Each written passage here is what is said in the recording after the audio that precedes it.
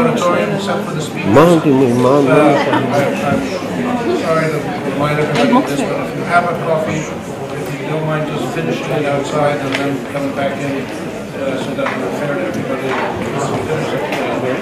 Otherwise we can have problems over here. So no food or drink is allowed. Please back there, drink your coffee, tea up there. Anybody who has coffee or tea, if you would just step out for a minute, finish it quickly, and come back in, because we need to be fair to everybody. Some people are drinking and some people are not. It's not very fair. So welcome everybody. Have a seat. Yeah, I'm just... I'm Rami Khouri, Director of the Ihsan Faris Institute. Delighted that you're all here, and I'm happy to chair this panel after a very exciting and informative 3 panels in the morning and in the early afternoon. Our discussion this afternoon is about regional solutions. We have 4 distinguished speakers: Shadn Khalaf, Lena Habib, Rabia Nasser, and Rabia Shibley. You have their bios. I'm not going to take time to go over them. Please, I'm sorry, those of people who just walked in with coffee, please, do you mind just finishing it outside? I've told everybody, if you have coffee or tea or juice or something, finish it outside and then come back in. And if you see somebody walking in the door with a coffee or tea, please tell them the same thing. Thank you. We'll start with Shadn, then Lena, then Rabia Nasser, and Rabia Shibley. Their bios are in the program that you have. Basically, the discussion is on regional crisis, regional solutions. This is a regional crisis. It's also, in my view, the biggest proxy war in the last century. There's never been a proxy war of this magnitude anywhere in the world, as far as I can tell. It's bigger than Vietnam, bigger than Angola, bigger than Nicaragua. This is a war that encapsulates, or civil war, or crisis, or a conflict that encapsulates every single major conflict in the region and every single major protagonist in the region of the last 30 or 40 years: Arab-Israeli, Kurdish-Arab, Iranian-Arab, Saudi-Iranian, Republican, monarchical, Islamist, secular, any dichotomy, any conflict that you can name in the region is playing itself out in Syria, including the latest one, which is the Salafi Takfiris fighting everybody. And I mean everybody: the governments, the Arabs, the Turks, the Israelis, the Americans, the French. So this is the biggest proxy war in terms of the region, and it has the Americans, the French, the Russians, the Chinese, the Iranians, the Turks. So all the Arab countries are somehow involved, regional powers, global powers. I've called it the last battle of the Cold War to some extent. That's maybe an exaggeration, but the Russian-American linkage here is very critical. So this is an enormously complicated conflict. Clearly it's getting worse, it's not getting better. People trying to deal with it are making their best effort and having very limited results. So we thought we would see what we could contribute in terms of ideas from 4 speakers who are in the region, who know the conflict, are involved in different aspects of it. So with that, I will turn it over to Shadn Khalaf to be the first speaker. They'll have 15 minutes each, and then we'll have time for discussion. Thank you. Thank you very much, Rami. And thank you to AUB and IFI for the warm welcome. And IFI is always at the cutting edge of research and highlighting current events, so we very much appreciate it. I'll be speaking today about the response to the Syrian refugee crisis from the perspective of UNHCR. I'm part of a very small and newly created policy unit in the regional office, which covers the situation in the countries neighboring Syria, as well as inside Syria. And the idea is to increasingly engage with institutions such as IFI, research institutes, think tanks, academics, activists, to see how we can work and collaborate more closely, and how what is going on outside the realm of the humanitarian practitioners' world, let's say, can feed into the work that we are doing on a daily basis for refugees. So this fits in very well with what we're trying to do at the moment. So previous speakers have already highlighted the fact that this is a crisis of enormous proportions, that the numbers of refugees in the region are just staggering. So I'll just leave this up as background, some key facts and figures. But what I'd like to focus on a little bit more is how UNHCR has been coordinating the response to the Syrian refugee crisis in the countries neighboring Syria and a little bit further beyond. And what are the key areas or key policy areas where there are challenges, and how potentially we can look to outside the UN system for input into that, as I just mentioned earlier. The UNHCR has been coordinating and leading the response among 150 different partners, including governmental, non-governmental, semi-governmental, a whole range of actors. And this has been within the context of what is called the Regional Response Plan, RRP. We've had 6 versions of this since the beginning of the crisis, and as the situation evolves, our response has to evolve as well. And the latest version, the RRP 6, has called for $4.2 billion to address the needs of Syrian refugees in the region in 2014.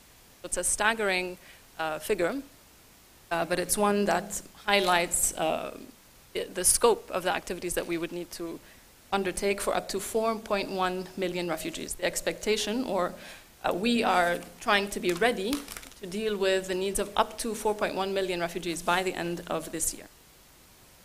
It is huge, yes. So as we do that,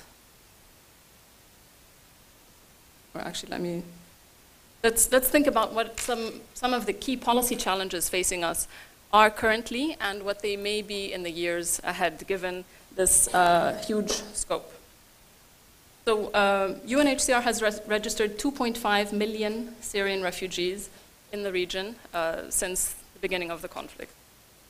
This has only been possible because governments have opened their doors and their borders, and populations have opened their homes in many instances to Syrian refugees coming in and fleeing the conflict or fleeing the difficulty of life inside Syria. So the point about the breaking point was raised earlier, I think, in maybe the morning session of when will the breaking point be reached? When will governments say, alas, we can't accept anymore, we are at our maximum absorption capacity? This is a very big question for UNHCR and for the international humanitarian community. How can we maintain this access to asylum, which is one of the most basic of human rights, your right to seek safety from persecution, from violence, from conflict, and how to ensure that at the same time the concerns of governments who are very generously accepting to receive refugees on their territory, how can we also alleviate their concerns or address their concerns about security, about the struggles that they are facing internally, whether economic, social, or political tensions, and how do we maintain that balance between understanding those needs, but at the same time calling for respect for international refugee and human rights law through the borders remaining open. So by and large, the countries in the region have demonstrated really exceptional generosity. I can't think of a context anywhere else in the world where this has happened with so much, with so little assistance from the outside, considering the complexities already on the ground. So that's one point. The second point is just the sheer magnitude of the crisis and dealing with it from an institutional capacity point of view. We have dedicated now almost 30% of our global staff are working on the Syria operation. So this means that it has detracted, obviously, a great deal from attention given to other crises in the world, and some may question this, but it is significant in the sense that it highlights the relevance and the significance, the importance placed on dealing with the crisis and the extent to which it is also redefining the nature or the architecture of humanitarian aid as we have known it for the past several years. A third challenge is the fact that by and large the Syrian refugees coming into neighboring countries have not been residing in camps. 85% have been hosted in urban centers, in semi-urban centers, in rural areas, but not in camps. And of course, it's not ideal to define somebody by what they are not, but traditionally UNHCR has been dealing with camp-based settings throughout the world, and so adapting to this new mode of dealing with and hosting refugees has been a steep learning curve. Of course, there has been the experience gained from the Iraqi refugee crisis over the past few years, but there is still a lot that needs to be done in this respect. We are trying as much as possible to engage in innovative ways to reach people. So in Lebanon, for instance, in 1,500 or 1,600 localities, refugees are settled in all of those, in that number of places. So how do you reach that number of people in those numbers of places? So increasingly we're relying on communication technology. We're using SMSs to inform people when it's time for to receive an assistance package, for instance. We are using ATMs to distribute assistance. Increasingly we are relying on cash as opposed to the cumbersome core relief items that are traditionally have been the mainstay of assistance in other operations. And we're using sort of volunteers from within the community a lot more to engage in and reach out to people in hard-to-reach urban communities. A fourth element is the fact that the communities hosting the Syrian refugees have also been paying a price for that. And we're in Lebanon now. Everybody, I'm sure, is very well aware of this. But the impact the presence of Syrians has had on access to health and education for the Lebanese or for the Iraqis or for the Jordanians. The fact that as a result, excuse me, as a result of the influx, Lebanon's population has reached a growth level that it was only expected to reach in 2050, just indicative of the strain that is being placed on its resources, its infrastructure, and its ability to deliver services. So increasingly we are trying to work through institutions to strengthen the ability of the government or municipalities, of the communities themselves to respond to the Syria crisis, while ensuring that the nationals themselves are also benefiting alongside the Syrians. So if there's an area where there's a high concentration of Syrian refugees, that a clinic is built that would serve both the Syrians as well as the Lebanese. A fifth long-term issue, which is already starting to emerge as a complication, is the sustainability of funding. We all know that interest in situations can often be politicized. It can be linked to interests, and it doesn't necessarily always match the needs on the ground, unfortunately. So there is a high risk of donor fatigue and media fatigue, as we were hearing earlier this afternoon. And as a result, as our budgets shrink, so will our ability to deliver assistance and protection to Syrian refugees, and we will have to increasingly target and prioritize and be even more selective than we already are in terms of who receives what kind of assistance. And that's always a very difficult and very painful exercise to undertake. But in order to do that, in order to bridge that gap in a way, it brings me to the next point. We are starting to increasingly think about how to collaborate or work in parallel with development actors and stop working through these silos that are institutionally ingrained in a way between humanitarian relief actors or agencies and institutions and longer-term development actors. And even donors also have this division inside their own budgeting structures. So it's an issue that we are looking at very carefully and very closely, starting to work with the UN Development Program, with the World Bank, to think about the longer term needs and how increasingly we can have evidence-based planning in order to address the socio-economic impact more broadly of the refugee presence. The seventh point and the seventh general sort of challenge is the fact that as a result of the size, there is a clear understanding that we cannot do this alone and that we have to reach out to partners at a variety of levels. And there is such a multitude of partners working on the ground, often not in coordination, often not in consultation. So this is what we were trying to do through the regional response plan, and what we hope to continue to do is make sure that there's a common platform and that there isn't duplication as a result of people or groups not talking to each other or not knowing who is distributing or providing what, and that as a result we fill any gaps in terms of what is being provided. An eighth point is ensuring the protection of displaced Syrian children and youth. This was also highlighted in the morning with one of, I think, in a couple of the presentations on education and otherwise. So I won't spend too much time on that, but just to highlight that there is an initiative called the No Lost Generation, which has been led by UNICEF actually and supported by UNHCR and Save the Children and a number of other NGOs. And the idea behind it is to very much focus on the youth and Syrian children as those who will be rebuilding Syria eventually, hopefully soon, when the situation allows everybody to go home and to take part in that initiative. Two more points and then I will wrap up. The search for durable solutions. I know it was discussed, as Julia mentioned it earlier in the morning session, the fact that we have traditionally 3 solutions to any refugee problem. I'm not sure how familiar you are with all of them.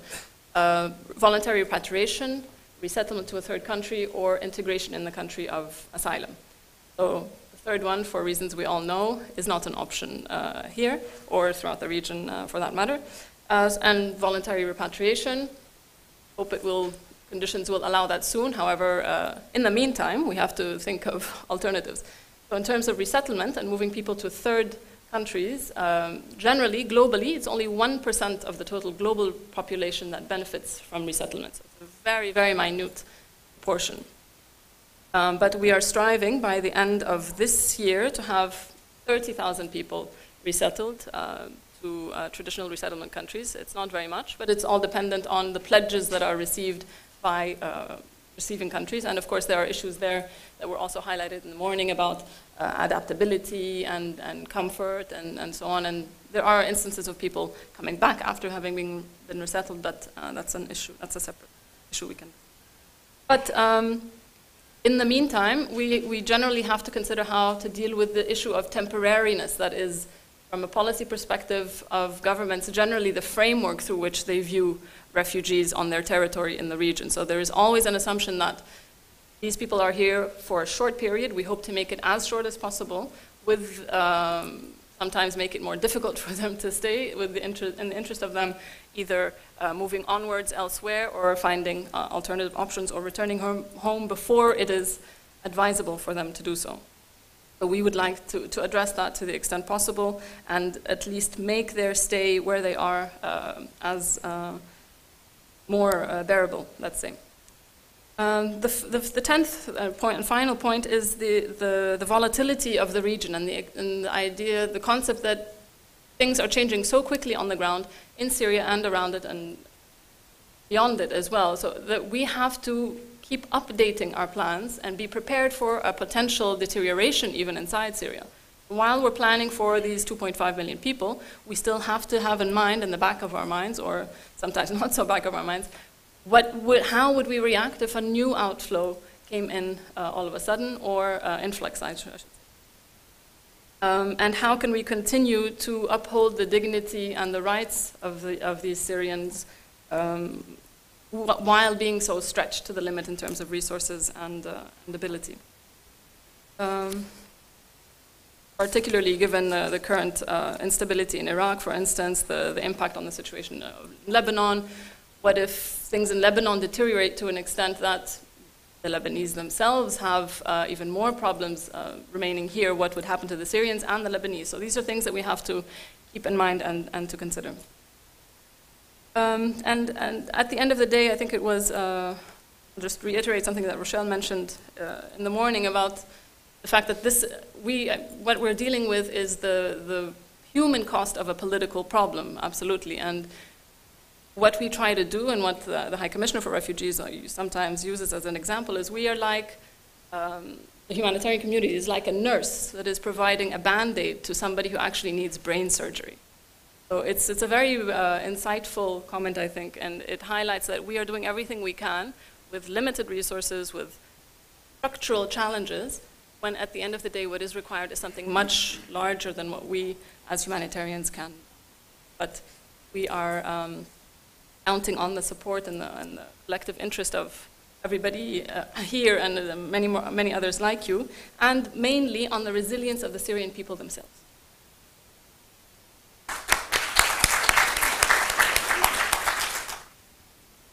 Thank you, Shadden. Our next speaker is Dr. Lena Habib, who's director of the Carnegie Middle East Center, and I'm delighted to welcome her to Beirut and to AUB and IFI. Thank you so much. It's a real delight always to speak at AUB, especially as I graduated from this wonderful institution many years ago now. And thank you so much, Rami and Vijay, and also to Dr. Omar Dahi for inviting me to speak today. I'm going to start with a caveat, which is that I don't expect you to agree with everything I say today, and I'm not saying that I am right about everything I say today. All I ask is for the international community, the audience in this room, anyone who's listening, to just explore some of the ideas I'm giving. Just explore them and see what you learn through this process. This is something that I've been trying to do in my new capacity as the director of the Carnegie Middle East Center. We're a think tank, so our job is, unlike that of academics who have the luxury of reflecting on the past and the present, our job is to predict the future. It's not easy, as you can imagine. We're supposed to come up with policy recommendations, and I'm finding that, unfortunately, in the context of the Syria crisis, there is a degree of fixity which is staggering when you think that we're now into the 4th year, basically, of the conflict. So, as you know, when it comes to the regional dimension of the crisis, as Rami mentioned, we are dealing with not just a Cold War regarding the US and Russia and their differing positions. We're also dealing with a new Middle East Cold War with different actors in the region with their own rivalries, mainly Saudi Arabia, Qatar, and Iran. And the rivalries amongst those 3 actors, as well as within them, are having a real impact on the ground in Syria. US policy towards the Syrian conflict has been self-defeating. It has been ineffective. It has only led to exacerbating the conflict and basically keeping Assad in power and increasing the bloodshed. It's very disappointing. I could go into detail, but I won't do that today. I think we're all familiar with the flip-flopping positions of the United States, whether, to engage militarily or not, whether to engage diplomatically or not, and then a lot of attention paid to the Geneva II process, which should not be discounted. However, it's not the only channel. To think that diplomatic talks such as Geneva are going to be the solution is actually very simplistic, because, as you know, this is a very complicated conflict, and to reach any solution requires a complicated, comprehensive strategy. What I'm seeing when I talk to international actors specifically is that there is still a lack of a will to be decisive about the conflict. And there is a staggering lack of understanding, especially on the part of Western donors, of what is actually happening on the ground. And again, this is astonishing considering, the conflict has been taking place for a long time. And I think my colleague Rabia might want to, pick up on this point and talk about it in more detail. So one thing that we are seeing is a black and white framework through which the conflict is viewed by international actors, especially regarding the role of Iran and the role of Russia. They are regarded as sticking to a very hardline position that they will not budge on. I will talk later about why I think this is very myopic.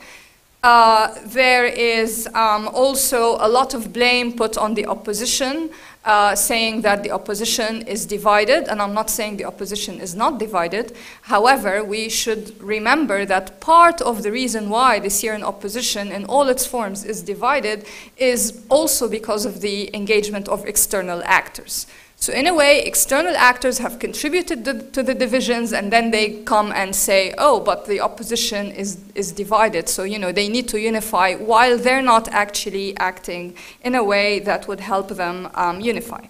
So with all this in mind, I recently published something at Carnegie that we call a policy outlook, which is not a research paper. It's a set of policy recommendations.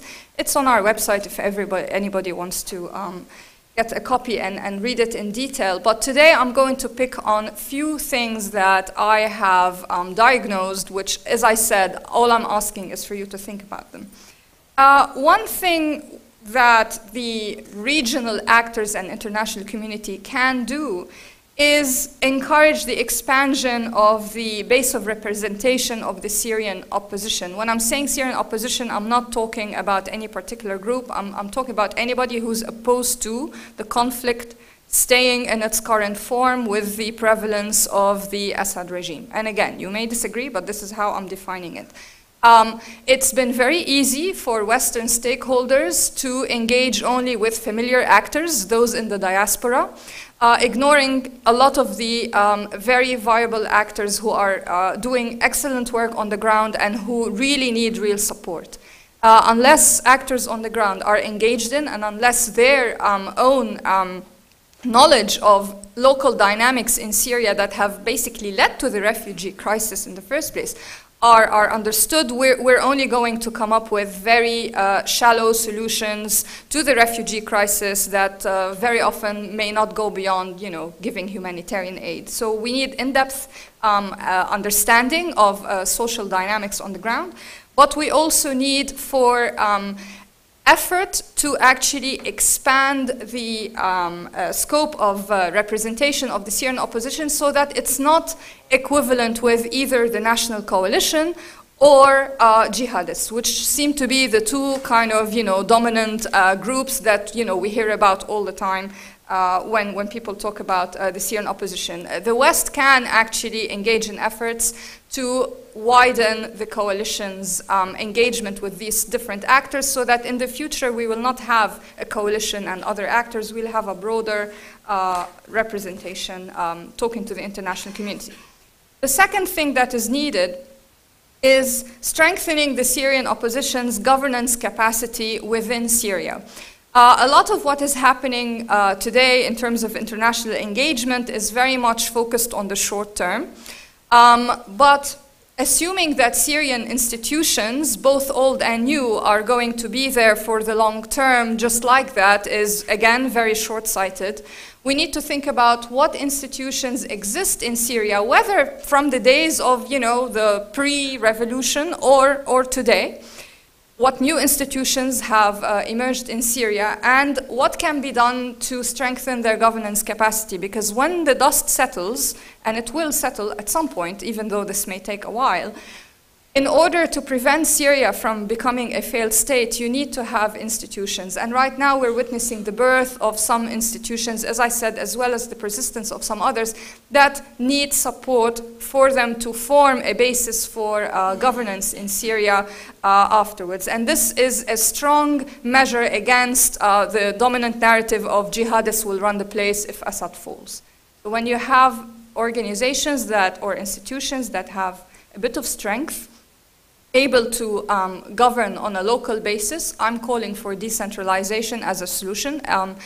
As I said, you don't have to agree with me. A strong state with state institutions that are viable, but at the same time, I think decentralization is a way for keeping Syria together, basically. This is something that all actors can explore. The third thing that I want to talk about is the role of Russia. As I said, the dominant narrative is one that's very black and white regarding Russia. Russia is seen as investing in the Syrian regime. We need to think about why Russia has taken this hardline stance. It's not just because Russia wants to maintain its strategic interests. It's also because the Syrian file is a card in the hands of Russia to be used to bolster its international position vis-à-vis the United States. And now Russia has proven itself as a superpower once more, that is forcing the United States to, take it more seriously. And now, of course, the crisis in Ukraine is another card in the hand of Russia. This may either be beneficial for the Syrian conflict or completely hurt it. I don't yet know which direction the Ukraine issue might, push the Syrian conflict. Maybe in the future, Russia might decide to compromise on Syria for the sake of Ukraine or vice versa. I'm not quite sure, but we're seeing a pattern here with Russia asserting itself internationally through taking these hardline positions. But what I'm saying is, well, okay, now that Russia has, regained its confidence, perhaps the West especially can guarantee its strategic interests in Syria while presenting Russia with a viable alternative to Assad, which means, again, thinking beyond the opposition regime kind of dichotomy and thinking about what regime structures can remain post-Assad and in what capacity, and how can we build on these to come up with a viable governance solution for Syria that Russia might also find acceptable, so that, again, it won't keep repeating the same narrative of if Assad falls, there's no viable alternative, so Assad should stay.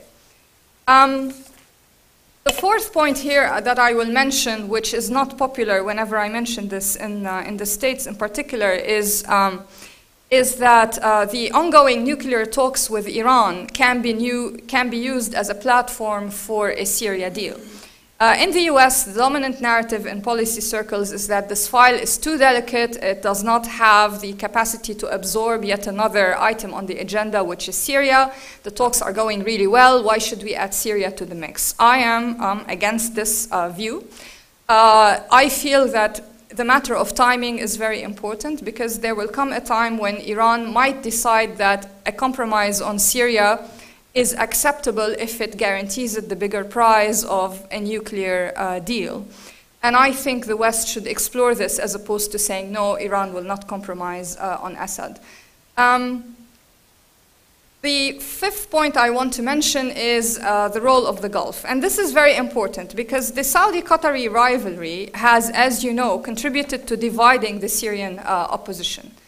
And when we talk about Saudi Arabia and Qatar, we're not just talking about the states themselves, we're also talking about non-state actors within those countries that sometimes act against the interests of the states. So it's very complicated. Right now, as you know, there have been divisions within Saudi Arabia, and this is affecting the Syrian issue in the sense that before you had Prince Bandar, in charge of the Syria file, taking a very hardline stance, pumping some money into supporting jihadist groups. Now the file is more in the hands of Mohammed bin Nayef, who had been in charge of counterterrorism within Saudi Arabia and who's very concerned about the flow of jihadists back from Syria into Saudi Arabia. So there's a change in outlook, if you like, within Saudi Arabia, but a lot of rivalries which are still, having an impact on the ground in Syria. Related to this is the role of Qatar, which, as you know, has pumped a lot of money into supporting various jihadist groups in the north, and now Saudi Arabia is not happy about this Qatari support, and this explains partly the recent madness expressed by Saudi Arabia regarding Qatar.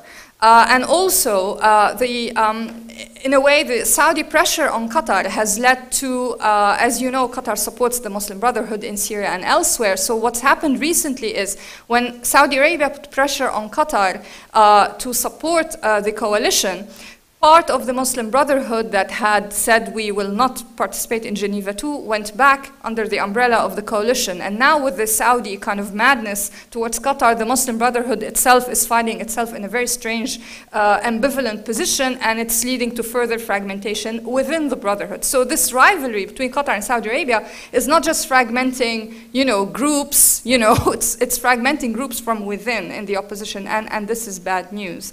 So what we're seeing in the Gulf really is that the GCC is coming apart. Qatar is alienating everybody else. Saudi Arabia is alienating everybody else in the Gulf, and we're seeing very, negative results of this in the Syrian conflict. So when it comes to the position of the Gulf towards Iran, Saudi Arabia, as I said, had taken a very hardline positions towards the conflict, which has meant saying no to Iranian involvement in any negotiations about Syria. And I think this is very misguided because first, when Iran remains outside of any process of negotiation, you're allowing it to have no accountability for its actions. So when you engage Iran, you're actually making Iran accountable. And a more engaged Iran is also a non-threatening Iran. So one thing that the West can do regarding the Gulf is work with Gulf countries to convince them of the need to engage Iran and why it is actually beneficial for their own stability. The other thing that the West can do is work with Gulf countries to curb support for the jihadists, because now they're beginning finally to realize that support for jihadists may backfire. All of the thousands of jihadists who are in Syria, who are from the Gulf, might come back home and bring trouble with them. The final point I will mention here is that, which is related to this, is so far the West has engaged with the Assad regime in the name of cooperation regarding counterterrorism, and this is only helping to keep Assad in power. I hear this again and again that, oh, we have this jihadist problem, and perhaps by talking to Assad we can cooperate so that Assad can get rid of the jihadists, and then we will see. This is very myopic because it ignores the fact that a lot of these jihadist groups are directly or indirectly supported by the Assad regime. And removing Assad from power would basically eliminate the raison d'etre for a lot of these groups, and whatever groups remain, when you have the strong state institutions that I said should be in place in the first place, then you can have some capacity to pursue them. So it's a very, as you know, complicated puzzle, and it's not a one-track solution that is needed, and the regional and international and domestic dimensions are all, as you can see, very interconnected. So this is where I will end. Thank you.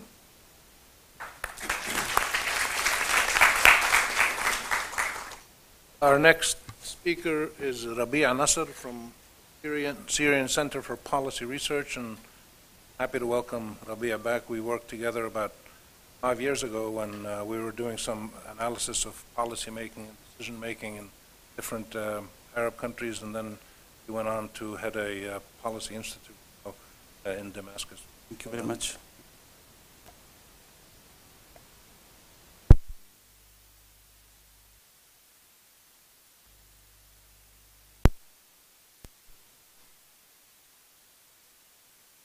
And I hope I will be brief and short and give you some value added if I can.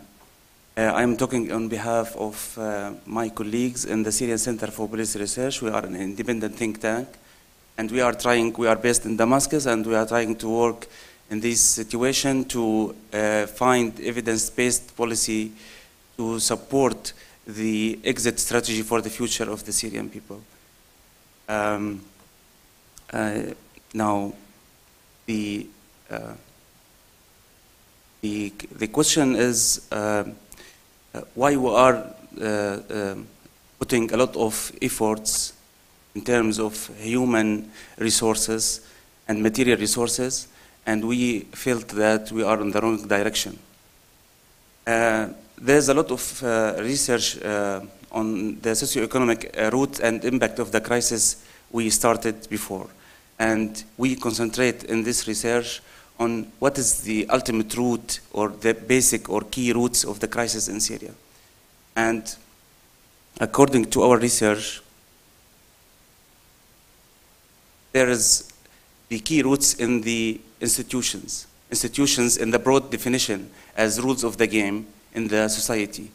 So we have human capital in Syria, we have a rich and diverse culture, and we have social relation, integration with the region, but unfortunately we have institution which is stagnant, which cannot adapt to the aspiration and expectation of the Syrian people.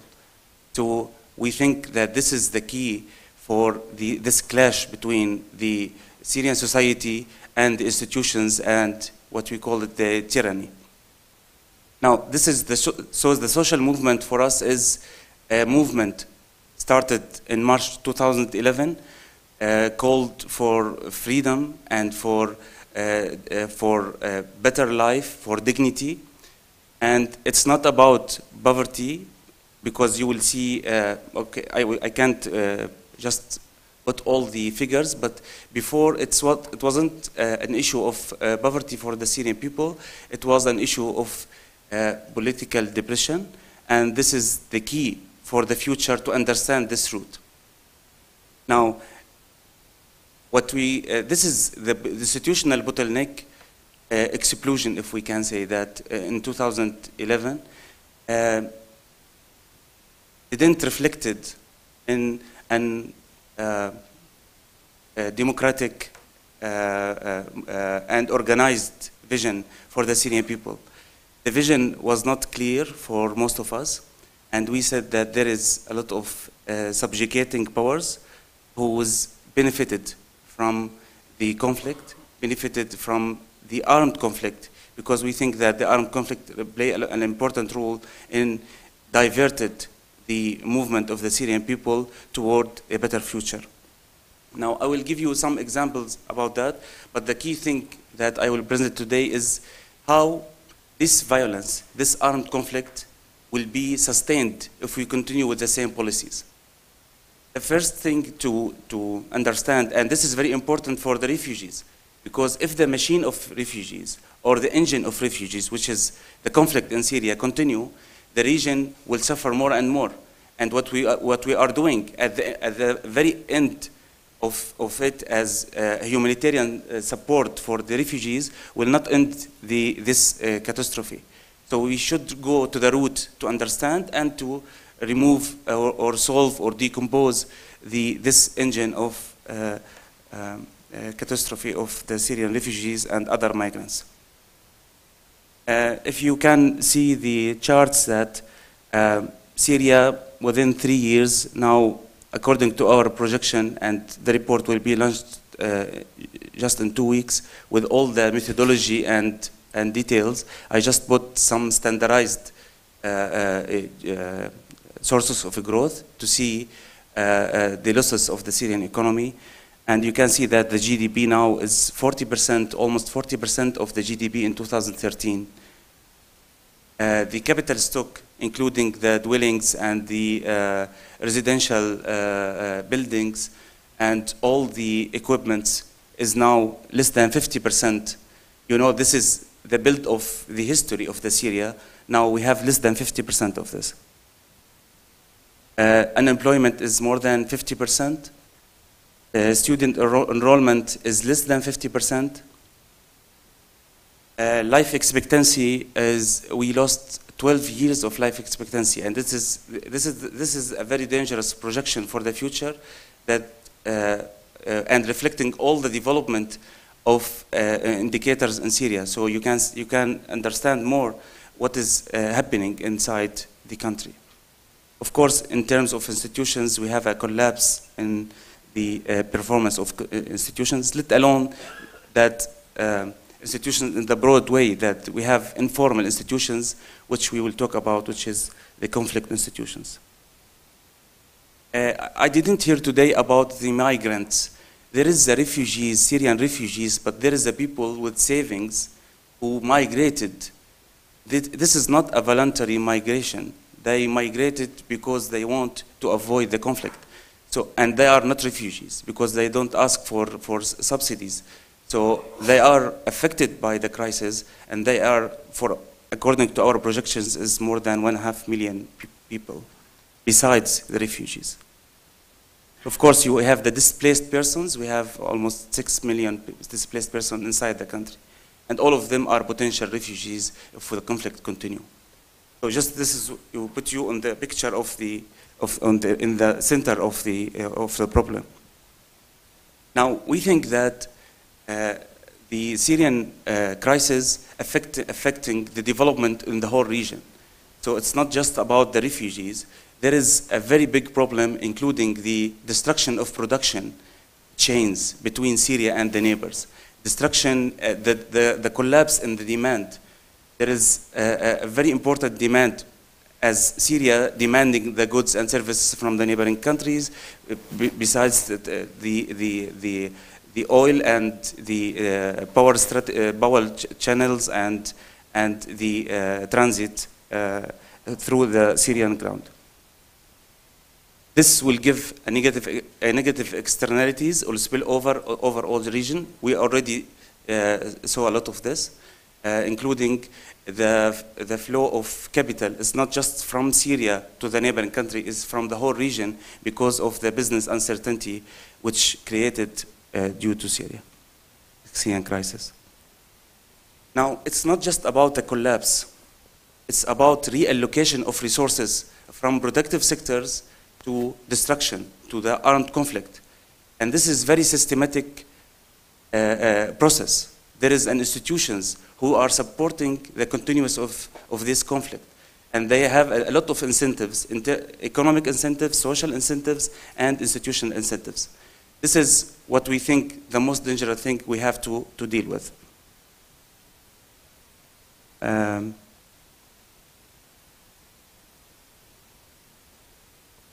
From the social side, losing the health and education of the Syrian society will be reflected on the neighbors, either by the refugees who are now part of the social fabric of the neighboring countries, or from the losing of the social capital, because losing the social capital is one of the very big problems. We have the opportunities that the Syrian people now integrated with the other people in the region, and they are well received in the neighboring countries. But the big problem that with polarization, it will be a negative impact on the trust in the country, in the whole region. And the social capital in the whole region will be polarized. Polarized means we have a deterioration in the social capital, and this will affect the development in the whole region. Now we come to the most important thing, which we called it the transnational subjugating powers. Now we understand the crisis in Syria, that there is a civil power who want a better country with dignity, with serving the priorities of the Syrian people in the future. And there is subjugating powers. These subjugating powers, including the tyranny, using the security forces, using the army, and there is two emerging and very dangerous other subjugating powers, which is the fanaticism. Thank you. The fanaticism, which is denial the other.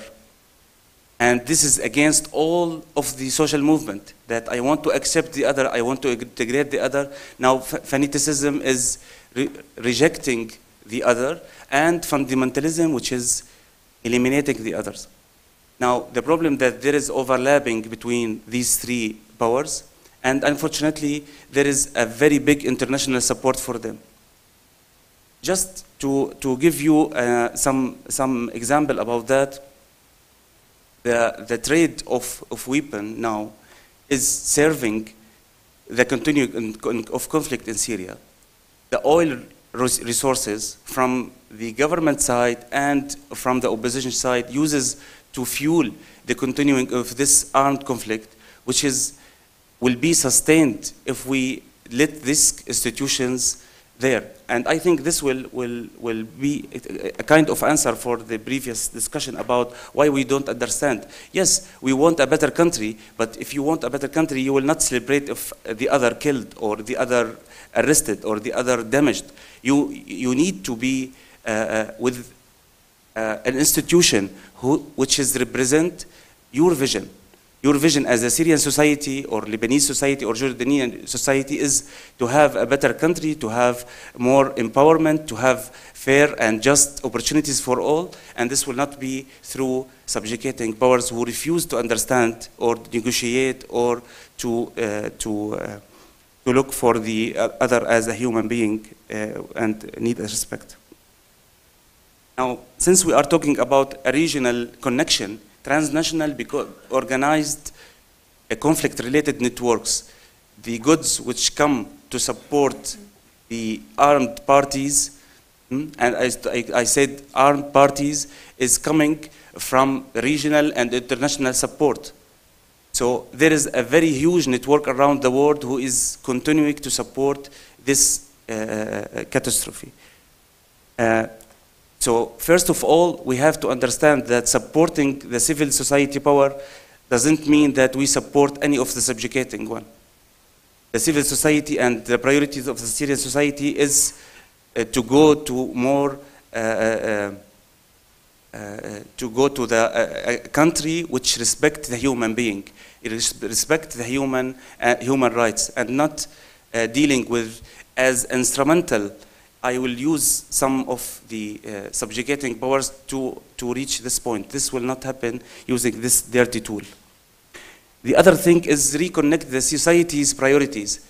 I think the Arab Spring is a representation of these common priorities of the societies in this region, and we think we can use the empowerment of refugees as a reconnecting of these society priorities and reintegrate this region in a better way than before. And thank you very much.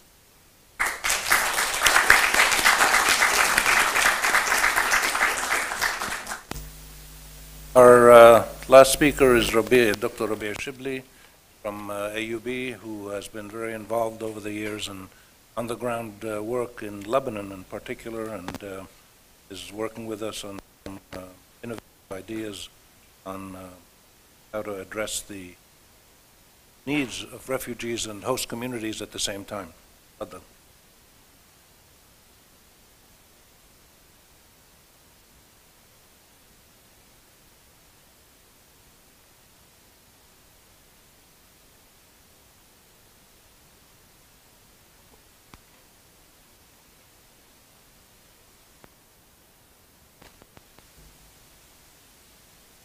Okay. This is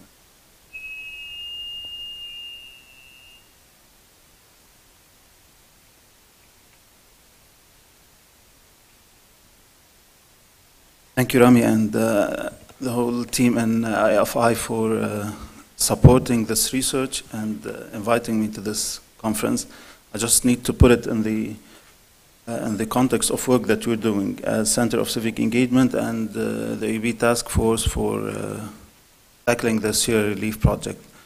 I was invited 3 months ago by Rami and the IFI to attend a meeting with Mr. Nigel Fisher. There was a lot of good ideas that came out there, and we decided that maybe we will present a policy paper or a few recommendations based on our hands-on work. Because unlike what you said, we do implement, reflect, and recommend.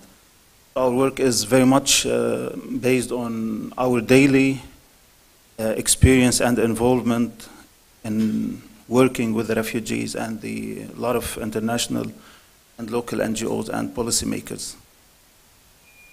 That's why I called it, based on our experience, as reconfiguring relief mechanisms in Lebanon. I will just go to maybe a few points of the structure of the policy paper that was published by Isam Faris. The first one, I called it the unfolding nightmare. The second point is dissociation and dissolving. The third one, who's in charge? 4 is soaring anxieties. And 5 is basically based on this complex socio-economic political landscape comes 2 points in the recommendation that I suggest, which is decentralizing the crisis management. And the second very important point is how can we alleviate the rising tension among the refugees and the host communities. So I will go quickly on this first phase because it's been repeated all this day, but I just want to note something.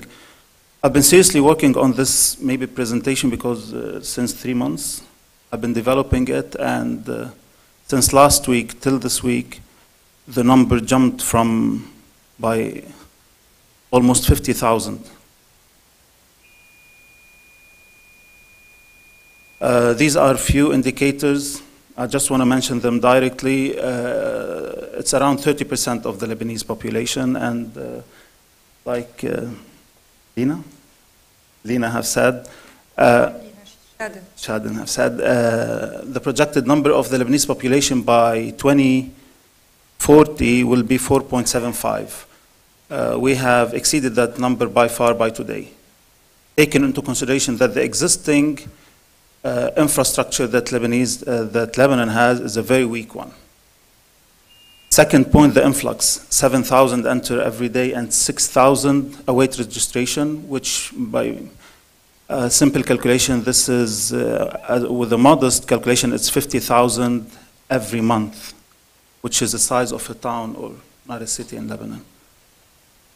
3, the limited size of the country and the dispersal of refugees over 1,650, which is almost all villages or locales in Lebanon. The children and the teenagers, which constitute 52%, and most of them are outside the formal schooling. The acute decrease of wages that is noted in the agriculture sector by 50% in the last 2 years, 7.5 cumulative economic loss by end of 2014. Number of refugees, it's expected to reach 2 million by the end of this year. And the scaling down of services toward the refugees because of the limited resources, financial. 70% cannot meet their basic food and non-food items needs. Okay, but the refugees are living in either in collective shelters, and when we say collective shelters, it's abandoned places, depots with no access to basic services at all, or they're living in a new term, which is, they're calling it informal tented settlements. And if you take maybe a look at this one of the most important projects we're working on is WASH, which is basically putting toilets, because most of the refugees we're working on, and since there isn't any infrastructural services, the sewage is infiltrating to underground water table. So putting it within the political landscape, we all know about the Ba'abda Declaration and keeping Lebanon away from the regional and international conflicts. Then we had the other important meeting, which was launched by Najib Miati and his famous centralist position of tackling when they tried to set a responsive plan to the crisis, which didn't materialize because the tension or the war in Syria did spill over. And I stopped counting and putting images of the bombs and the killings in Lebanon. But basically, this is what happened. Now we have, people are going more to putting their own security contingency plans, which is الأمن الذاتي. And lately, صارت مسخرة يعني. It's become, I don't know if we can call it resilience, but this is how things are happening on the grounds. The borders are very porous, and still refugees are coming in and out as they wish. Who's in charge? After Alexa or Alexei, when Minister Abu Faour went to on a side visit, he issued a very confusing statement in which he blamed, while he was a minister, the Lebanese government for taking a back seat in regard to relief works conducted on its territories, and lashed out on the international community for denying the government support needed to deal with the crisis. So basically what we have, this is always, I don't know why. There are two main pillars for relief in Lebanon. The first part is channeled by UN agencies through UNHCR, which I call it maybe the liberal fund, or the through UN agency, UNHCR basically. And they're very efficient. And if you go visit any of UNHCR's offices in one of the regions, it's a mini cabinet, like very efficient, hybrid. They're covering sectors along maybe 5 or 6 regional governments in muhafazat in Lebanon. So they understand how it goes, and they're operating in a very functional manner. The second line of fund is maybe the Arab Fund, which is, we don't know, we don't have any indicators, major indicators about where does the money come from and where does it go. Upon informal indicators or on our personal interviews, it goes towards mostly towards faith-based organizations. And the coordinators are basically the clerics or the mashayikh بالمناطق. And what has been formed is that UNHCR, because MOSA, Ministry of Social Affairs, and the previous minister, Abu Fawr, when he was the minister, he was put in charge of coordinating with the UN agencies. But yet, when you look at the human resources in the ministry, they're very, very limited. So they're only able to attend maybe one meeting which is held in Beirut, but they're unable to go even to attend the meetings which are held in Mount Lebanon, Beqa, Akkar, so the other ones. Sector 4 is the soaring anxieties. On the ground, there are soaring anxieties even among the most welcoming host communities. And in its latest report, UNHCR, the agency, expresses its concern to the Ministry of Interior regarding the curfew measures imposed by a number of municipalities on Syrian refugees between 6 a.m. and 6 a.m. And the number is increasing. And we can elaborate more about the root causes of this tension. Because of these anxieties, there have been a ministerial committee that has been formed. And lately, the 400 Syrian shops were closed down within a duration of 3 weeks. But they weren't able to shut down the informal market where they contribute, the labor force is heavily engaged in. To alleviate the tension, UNHCR proposed to having community centers, and this is very interesting because one center per 5,000 refugees, so this is exactly duplicating the infrastructure of municipalities in Lebanon. We have municipalities, next to it we have the exact number of community centers which will develop further their capacities, the refugees, and self-resilience and share quality time with host communities. And then we can elaborate on that.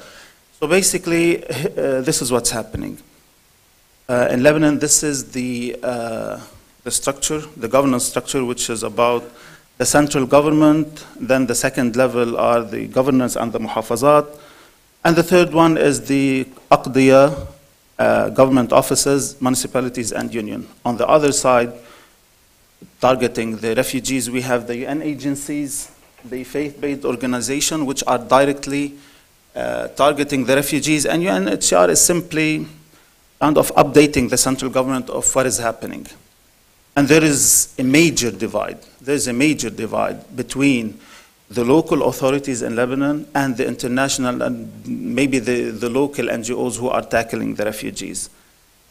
And when we look at this map, again, it's not a central crisis management, it's a decentral. By virtue, it's a decentral. When we look at the dispersal of refugees, they do not lie within the metropolitan Beirut. They're all over the country. So it is a decentral crisis.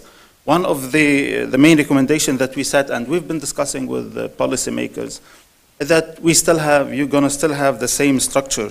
But if you look at the TOR of governor, it's exactly the TOR of a manager of UNHCR working in one of the muhafazat. So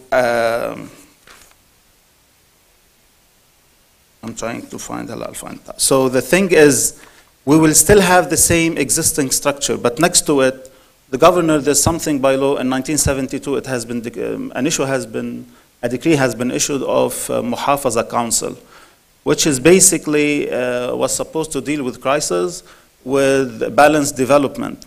And if we can just revitalize the existing structure and have them tackling these 7 units, these 7 units will support the crisis management team, which reports back directly to the muhafaz, which report directly back to the central government.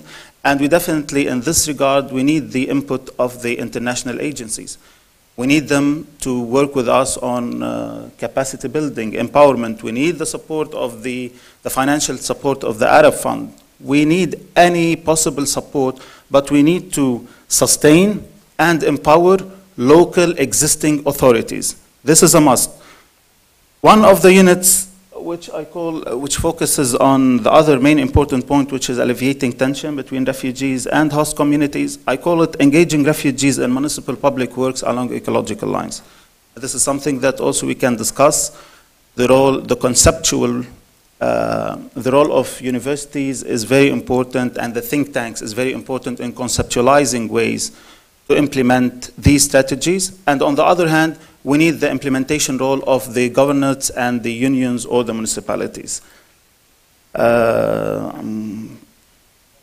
Okay, there are, along this, there are just 5 main points, which is how can we flip the notion of refugees from a burden to a temporary added value, temporary. And we need to design long-term developmental responses.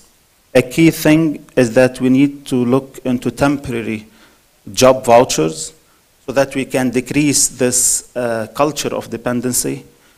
Second is that we have to look into supplementary knowledge exchange, because most of them are coming from agricultural areas and they can be engaged in ways where they can develop their skills with the Lebanese, promote dignity and self-reliance, and empower municipalities by reducing the negative externalities. Final slide, I took this last year when I was in one of the sites in Saida, and it just reminded me of today. I just added the handala. And I hope to God that we do not end up talking about haqq al-awda. Thank you all.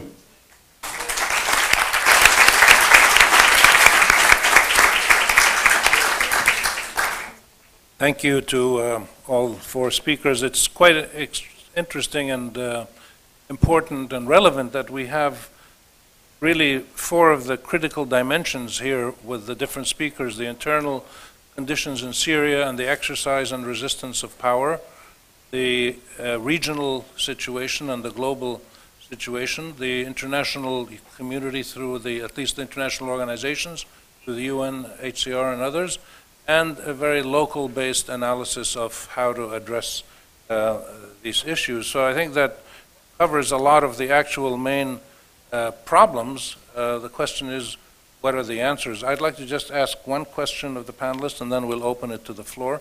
If anybody who wants to answer, where do you start?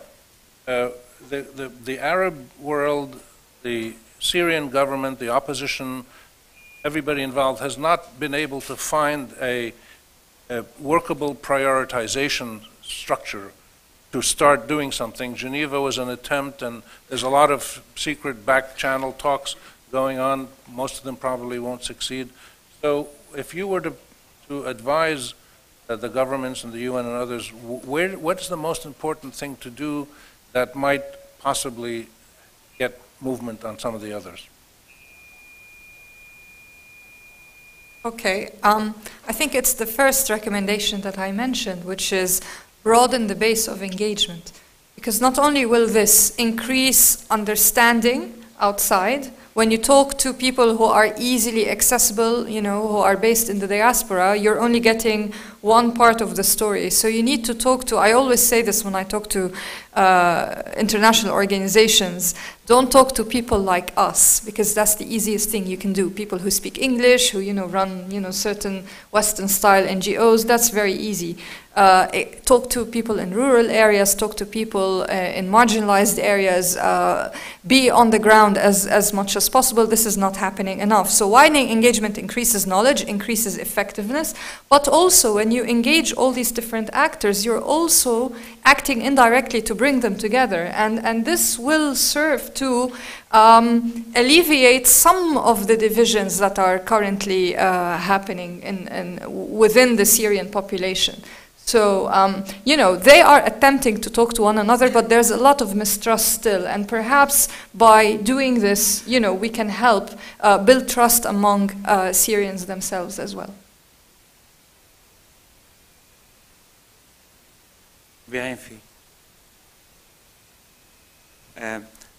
الربيع الأول. الربيع الأول طيب. I will come back to the main issue that do they want a solution who want the solution? I mean, if the subjugating powers, I insist to just use this term, don't want the solution, so they are happy with a destruction of a fragile country without affecting the interests of their priorities or their countries. I think we have to reinvest in the society priorities. And this is an invitation for all the civil power around the world to put the efforts in the right channel, put the efforts with the people priorities, not how to convince Iran and Saudi Arabia to be happy, just to come back to the Syrian people and to see how to can support building bottom-up institutions who can be inclusive and represent their opinion. Yeah, I would definitely agree with that. I would recommend empowering and increasing, strengthening the resilience of Syrians who have fled the situation with the longer term view that it is these, or I mean, they will be some of the major persons who will contribute to the rebuilding of the country. And as a result, listen to them, get their opinion, their feedback, and we do a lot of that actually. We do a lot of participatory planning. We have focus groups. We listen to how we can change the way we program things around their needs and tailor it towards them. So I would definitely agree with Rabia on that. I will start with ourselves, which is, I think that personally, and I was talking to Marine a bit ago, we have to admit, I admit as a person that I personally, or all of us, we have failed. As nations of this Levant, we have drastically failed. And what's happening in Syria is a major disgrace. And it makes it more of a disgrace, us going out there and thinking of how can we convince the international community to resolve our problem. We have to be less egoistic, more modest, and really admit that we have drastically failed.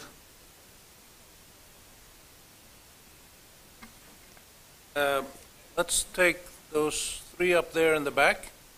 And please make your questions or comments short so we can get as many in as possible. We'll go till around 5:20, and then we will move right to the last panel. I just want to, I guess, raise a concern a bit about some of these discussions today, which has been that I feel like while we have focused on some of the involvement of external powers in fueling the conflict, such as Russia, for example, we've failed to also draw attention to the contributions of, for example, Saudi and Qatar, which have not been insignificant, have been billions of dollars in terms of the way that they've funded the opposition. I think it's difficult to understand and imagine a solution of the conflict when we don't hear a clearly articulated vision for a future by a body which has been clearly demonstrated to be a legitimate expression of the wishes of the Syrian people. And so I think that there's sort of a dual responsibility on the part of sort of outsiders. It's to kind of understand what do the Syrian people want, but then also to think about, you know, how can the international community stop contributing to fueling the conflict? Hi, quickly just to talk about widening the opposition and engaging other actors on the ground in Syria. I feel we're running around in circles and not addressing the main point, which is the source of the problem is the violence and the crackdown by government forces and later on by extremist groups on the opposition. How would you deal with a government that even in Geneva, while trying to engage in talks that they committed themselves to internationally, they put all the opposition that they were negotiating with on terrorism list and confiscate their properties and continuously imprison and detain everyone and every peaceful activist inside Syria, even from minority groups, even from the NCC, the National Coordination Council, whatever you call it, who that they could describe as an approved opposition. So who are they going to engage with and how are they going to make any concessions? What are the means to force them to make concessions? Yeah, go ahead. Go ahead. My question is with regard to policy recommendations for Lebanon. we've had the opportunity to hear about how the refugee crisis has been managed and how different governments of neighboring countries have responded to this issue. And I was wondering, as we discussed the ways in which the humanitarian actors are in many ways limited by the fact that fundamentally a political issue that is trying to be solved by humanitarian means by those of us who are active as humanitarian partners, also by the sheer scale of the nature of the issue. But thirdly, it's also the interaction between humanitarian actors or NGOs, the UN, and the policies pursued by the host countries. So, with regard to Lebanon, for instance, there have been specific policies that have been pursued that I think I can say personally, I believe, have really limited the ways in which we have been able to act. And from, for example, a legal perspective, the status of Syrian refugees is a huge issue. So I was hoping that since some of you have made specific recommendations to how, for instance, municipalities could be acting, could we hear some thoughts as to how, on a national level, Lebanese policy could be managing this issue? One more up there. We'll take the comments from the... Well, this actually...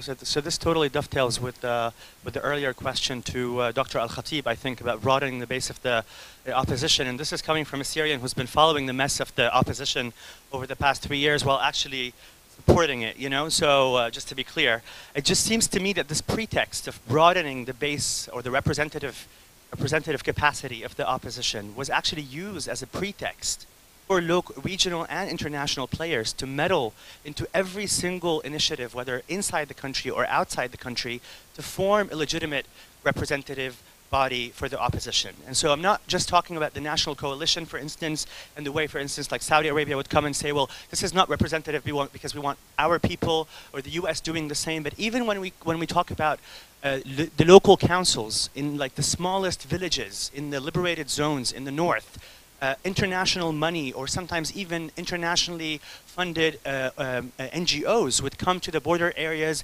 and would want to bring those activists so that they could talk together, whether like some of them are pro-opposition and others are like from regime, from loyalist areas, and they would also actually exacerbate the problem instead of helping those, because again, there are regional, I mean, so this division between inside and outside is not really valid anymore, because the meddling has really reached deep into the inside areas, A, and then B, as a result of the continuing violence mainly perpetrated by the regime, like local councillors, how can they survive? People, how can they talk about transitional justice or post-war reconstruction when they're being killed on a daily basis? So my second point to you, as a Syrian, if you were to talk to me where to start, and this is a very realpolitik answer, I would start from Washington, D.C., and I'm start from Moscow. Is there a political will now to actually like bring this to an end? Because over the past 3 years, we've seen that the sovereignty and the political independence of Syrians have been completely taken away from them, which is ironic because this whole revolution started in order to retrieve sovereignty and popular governance or representative governance. And so do you anticipate that after the debacle of Geneva II, there's going to be a shift in policy in Washington and in Moscow, so that comes to an end? Thanks. Thank you. Let's have a question, responses, or comments from the panel.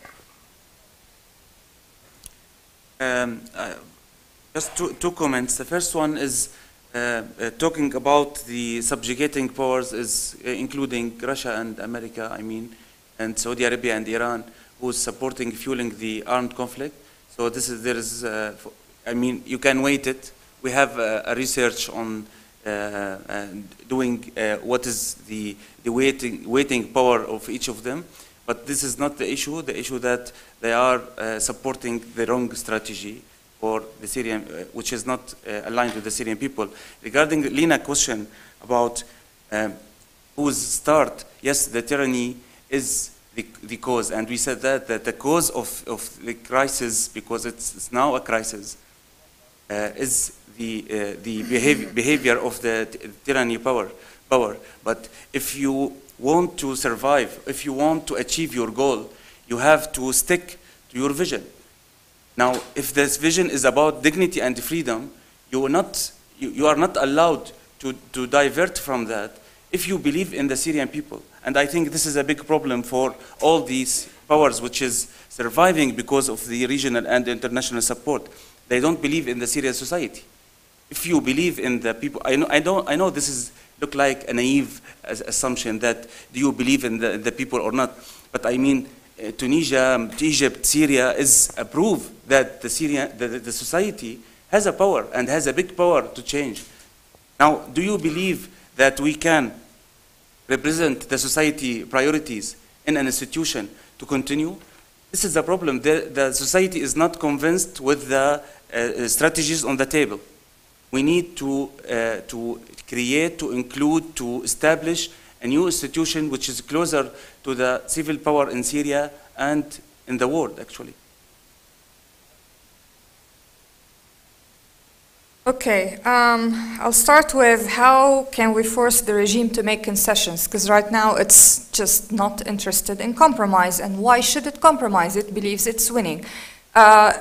One controversial, perhaps, way that is being debated is tipping the balance militarily on the ground. This is not popular with a lot of people who believe that you shouldn't pump more weapons into the conflict, but this is one thing that is being debated right now by the United States and other international actors. The other issue is actually even more controversial because it is less debated within these circles, which is that there are people within the regime who are recognizing that, this situation is not sustainable and should not be sustainable, but they don't have the funds or the support to be able to do anything about it. And external actors are simply not reaching out to these elements within the regime who may be open to compromise, but who do not have a platform. And so, I'm advocating, again, some talks with people, within the current regime who are more open to compromise, but who are too scared to do anything about it. So the regime will not be forced to compromise by Russia or Iran, unlike what a lot of people may think. The only way I think the regime can be forced to compromise is either be forced militarily, and again there are complications there, or having this kind of from within pressure, which, as I said, is not something very popular when I talk about it. I want to talk here about the very important issue of meddling by external stakeholders. You diagnose a very accurate picture, and the thing is, all the external actors who have engaged, between quotation marks, with in the conflict have done so simply because they want to maintain a stake for themselves in the conflict. They have not done so, for humanitarian reasons or peace-building reasons, or because they even care about the Syrian population, and this includes Qatar, Iran, Saudi Arabia, as well as the United States and others. So the scenario you're describing, when they bring people, together to talk, it's more about let's maintain these allies for ourselves on the ground. So I think I'm always pushing for, and this goes back to what has presented before, getting Syrians to set the agenda. Whatever international initiative happens, Syrians have to, as you were describing, have to not be the implementers. They should not be the recipients. They should be the ones to set the agenda. And that's why I talk about widening engagement. So widening engagement not to maintain alliances. So the will that you asked, is it there? Unfortunately, I don't see this happening now. It's something I push for in my capacity as, director of a think tank, and I'm only one individual, but I think all of us should do something. Each of us, in our own capacity, whoever we are, we should make some noise about this issue. So with Russia, the political will is not there simply because the Syria file has been a very useful one for Russia to bolster its international position at a very low cost. For the United States, hey, jumping on the counterterrorism bandwagon and keeping Assad in place is also saving it from having to be more decisive while maintaining, its own alliances with the coalition, which is easy, while also, let's face it, keeping Assad in place because, hey, Assad is very suitable for Israel next door. And we didn't talk about the role of Israel and why the Syrian regime is still there, but the Israel dimension is also an element element in the story.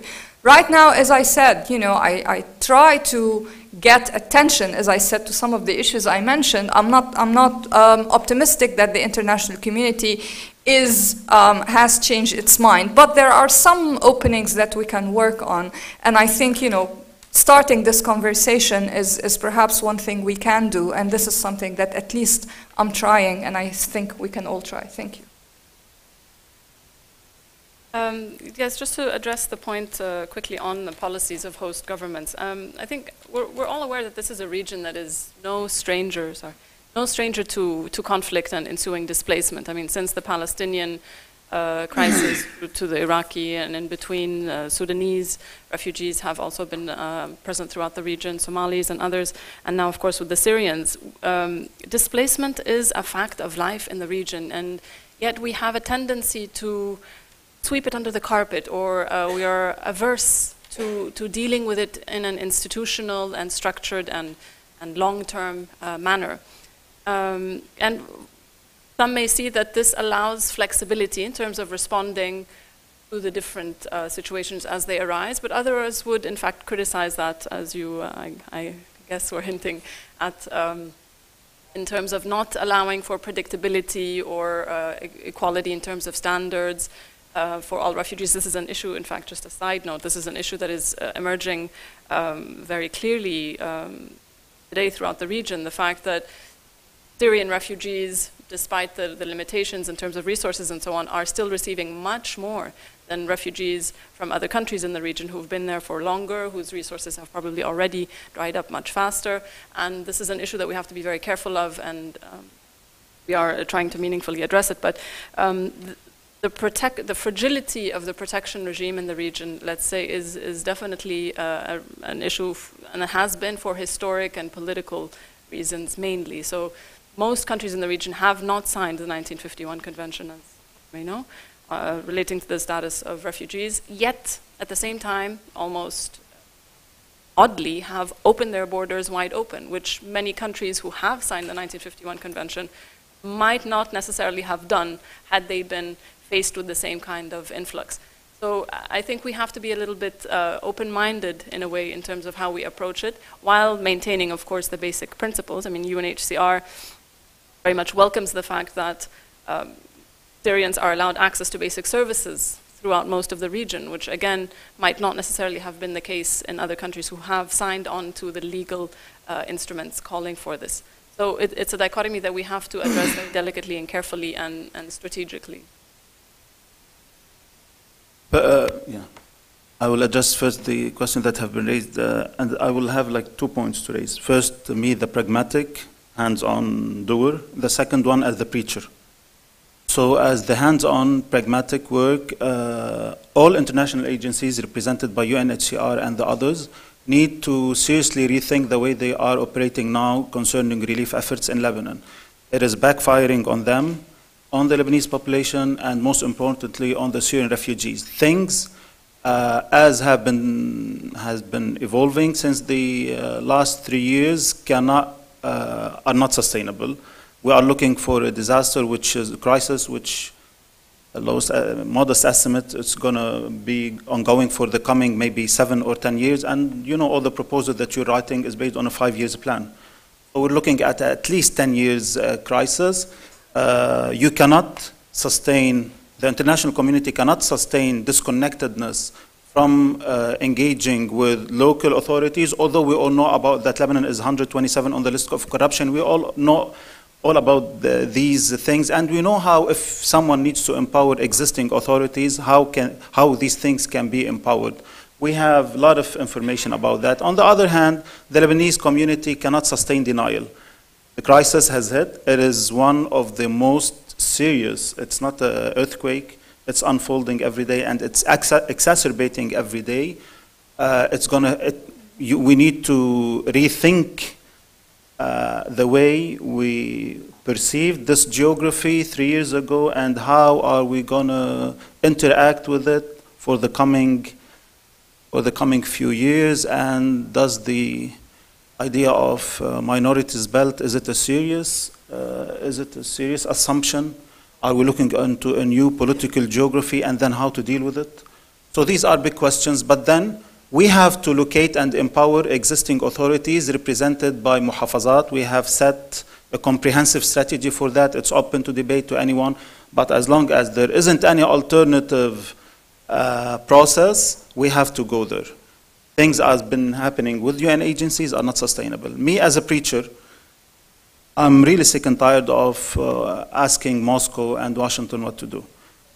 Again, I think we in Bilad al-Sham or the Levant, we need to have a new narrative, a totally new narrative, which comes out from the knowledge, from the crisis that has been hitting us. We are living on the axe of crisis that has been hitting us for the past 100 years.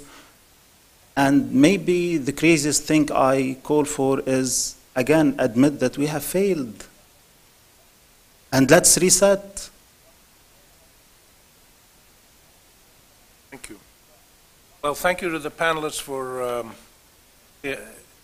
reminding us how incredibly complicated, difficult this is, but also for suggesting some avenues to explore how to perhaps find some positive development, some movement of some sort.